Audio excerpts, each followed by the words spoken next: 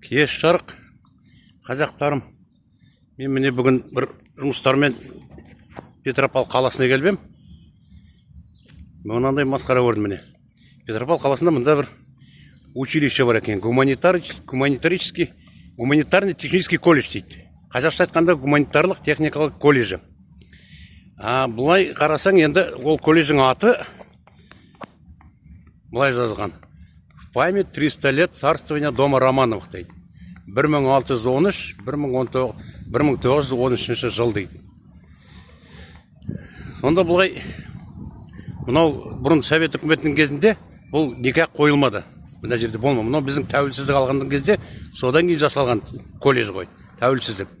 Сонда тәуелсіз алғаннан кейін біздің қазақтар мынау Петропавлдың орысша айтқанда вовсю чтят семью Романовых. Енді бұлай айтқанда Романовты Ресейде, например, мынау Романовтарды олай құрметтемейді. Бұлай айтқанда. Қазір империя Романовтар семьясы түгілі империя российский жоқ. Сонда бағанасы бұлай ғой, қазақтар құрметтеп отыр. Енді жаңа Петропавлдың қазақтарымен сөйлессем айтады: сенің жұмысың қанша, ол біздің мақтанышымыз дейді.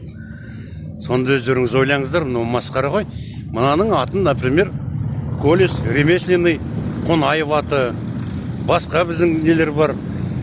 Назарбаев аты деп қой. Мынау масқара ғой, блин. Енді үкімет сонда қалай қарайды мынаны? Регистрационный система қалай жібереді мына колледжді имени такого деп. Ана үстінде ту тұр. Туды қарасаңыздар, ту жіп-жіңішке жіп болып жабысып жатыр. Ал енді мына жерге Ресейдің туын қой десең қазір, Романовтардың туын қой десең, 5-10 метр туды әкеп қояды. Соны аңғаңыздар.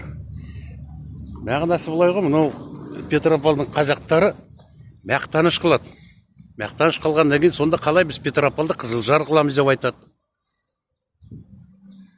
Вот солай міне, қазағым біздің. Ойланыңыздар.